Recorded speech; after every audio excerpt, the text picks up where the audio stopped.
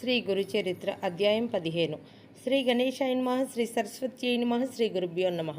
సిద్ధయోగి ఇంకా ఇలా చెప్పారు. నాయన, కొద్ది కాలంలోనే శ్రీగురుని మహిమ అన్ని దిక్కులా వ్యాపించి సుదూర ప్రాంతాల నుండి కూడా ఎందరెందరో తమ కోరికలు నెరవేర్చుకోవడానికి ఆయనను దర్శించేవారు.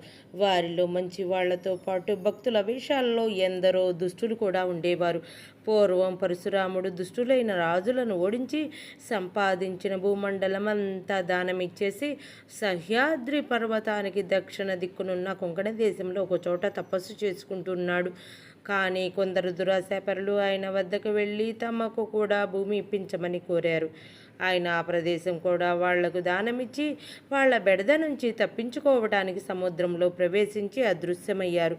అదే కారణంగా శ్రీగురుడు కూడా వైద్యనాథంలో గుప్తంగా కొంతకాలం ఉండదలుచుకున్నారు. కనుక ఒక రోజున గృహస్థ శిష్యులకి ఇలా సెలవిచ్చారు. ఉపనయనాది సంస్కారాల వలన ద్విజుడైన బ్రహ్మచారి వేదాధ్యయనం చేస్తూ భక్తితో గురువుని సేవించాలి. అతడికి పగటి నిద్ర తగదు. దొరికిన భిక్షాన్నం గురువు కర్పించి ఆయన ఇచ్చినది భుజిస్తూ విద్యావంతుడు కావాలి. చివరకు గురువుకు దక్షిణ సమర్పించి సమావర్తన హోమం చేయాలి.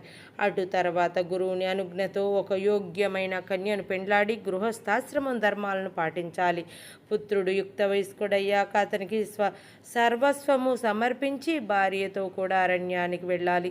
తర్వాత గ్రామ్య విషయాలను వదిలి భార్య యొక్క అనుమతితో సన్యసించాలి.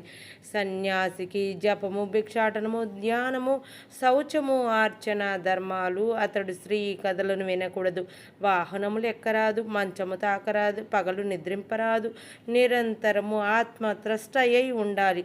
వెదురు, సొరకాయ, చెక్క, మట్టి వీటితో చేసిన పాత్రలు మాత్రమే ఉపయోగిస్తూ దండదారి అయి పగలు మాత్రమే బుధించాలి. సంవత్సరం అంతా తీర్థాటనం చేస్తూ 3 పగళ్ళు మంచి ఏ గ్రామంలోనూ నివసించక స్థిర చిత్తుడై ఉండాలి. అలా తిరగటానికి శరీరంలో శక్తి లేకపోతే సదా దైవాన్ని ధ్యానిస్తూ ఒక మహాక్షేత్రంలో నివసించాలి. ఇలా చెప్పి గృహస్థ శిష్యులను వారి వారి గృహాలకు పంపి సన్యాసులైన శిష్యులకు శ్రీగురుడు ఇలా చెప్పారు. నాయనలారా, మీరందరూ తీర్థయాత్రలకు వెళ్ళండి. మీకు మరలా శ్రీశైలంలో బహుధాన్య నామ సంవత్సరంలో మా దర్శనమవుతుంది అన్నారు. అప్పుడు ఆ శిష్యులు, స్వామి, సర్వతీర్థాలు మీ పాదాల వద్దనే ఉన్నాయని శాస్త్రాలు చెబుతున్నాయి కదా, మిమ్ములను విడిచి మేమెక్కడికి పోగలము?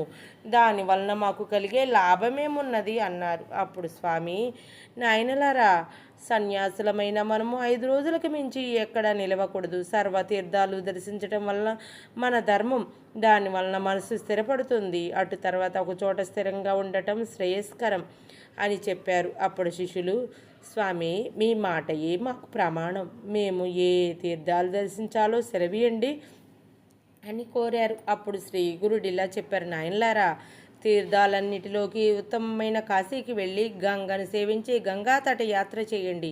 అటు తర్వాత యమున, సరస్వతి నదులను కూడా అలానే సేవించండి. అందువలన పితృదేవతలకు సంతృప్తి, మీకు శాశ్వత బ్రహ్మలోక ప్రాప్తి కలుగుతాయి.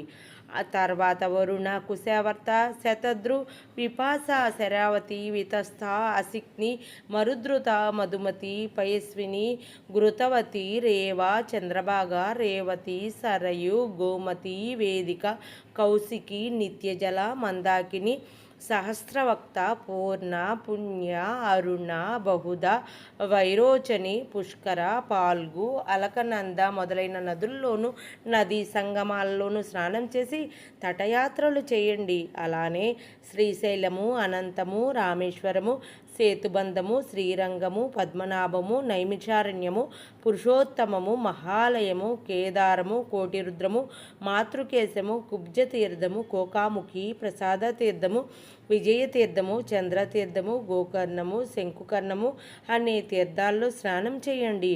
అలానే అయోధ్య, మధుర, మాయా, కాంచి, ద్వారక, సాలగ్రామము, శబల గ్రామములు దర్శించండి.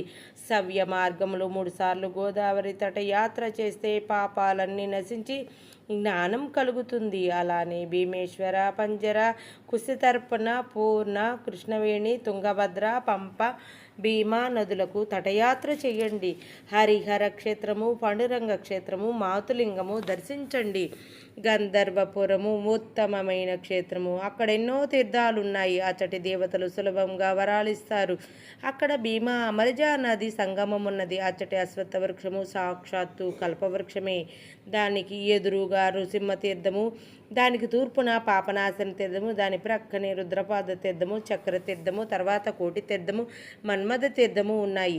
అక్కడనే కల్లేశ్వరుడు ఉన్నాడు. గంధర్వపురం సాటి లేని సిద్ధభూమి కనుక అక్కడ అనుష్ఠానం చేస్తే అతి త్వరగా అభిష్టాలు నెరవేరుతాయి. తుంగభద్ర నదుల సంగమము, మలాపహ సంగమము, నివృత్తి సంగమము దర్శించండి. బృహస్పతి సింహరాశిలో ప్రవేశించినప్పుడు, గోదావరికి కన్యాసుర రాశిలోకి వచ్చినప్పుడు, కృష్ణానదికి తులారాశిలోకి వచ్చినప్పుడు, తుంగభద్రకు కర్కాటకంలో ప్రవేశించినప్పుడు, మలాపహ నదికి పుష్కరాలు వస్తాయి. అంటే గంగా నది ఆయా పవిత్ర సంవత్సరాలలో ఆయా నదులలో వచ్చి ఉంటుంది కనుక వాటిని సేవించడమే ఎంతో మంచిది. అలానే ఆయా నదులు సముద్రంలో కలిసే చోట స్నానం చేయటం వల్ల ఎంతో పుణ్యం వస్తుంది. కుంభకోణము, కన్యాకుమారి, మత్స్యతీర్థము, పక్షితీర్థము, ధనుష్కోటి, కొల్హాపురము, కరవీరము, మహాబలేశ్వరము దర్శించండి. బిల్లవటి, వరుణ సంగమము, కృష్ణా తీరంలోనున్న ఋష్యాశ్రమం దర్శించండి. అమరపురం వద్దనున్న కృష్ణవేణి పంచనదీ సంగమంలలో 3 రోజులు స్నానము, ఉపవాసము చేస్తే అన్ని కోరికలు తీరడమే కాక పరమార్థము కూడా లభిస్తుంది. యుగాలయము, శూర్పాలయము, కపిలాశ్రమము, కేదారము, పిఠాపురము దర్శించండి. అక్కడ శ్రీ దత్తాత్రేయ స్వామి ఉన్నారు. తర్వాత మణిగిరి, వృషభాద్రి, కళ్యాణ నగరము, అహోబిలము దర్శించండి. కర్కాటక రాశిలో సూర్యుడు ప్రవేశించినప్పటి నుండి నదులు రజస్వలలు గనుక వాటిలో స్నానం చేయకూడదు. నదీ తీరాలలో నివసించే వారికి మాత్రమే ఈ నిషేధము వర్తించదు. నదులకు కొత్త నీరు వచ్చే రోజులే రజస్వలల కాలము. అప్పుడు శిష్యులు ఆయనకు సాష్టాంగ నమస్కారం చేసి వారి ఆశీస్సులు పొంది తీర్థయాత్రలకు వెళ్ళారు. నేను మాత్రం ఆయన సేవ చేయటానికి వారితో కూడానే ఉన్నాను. శ్రీ దత్తాయ గురవే నమః.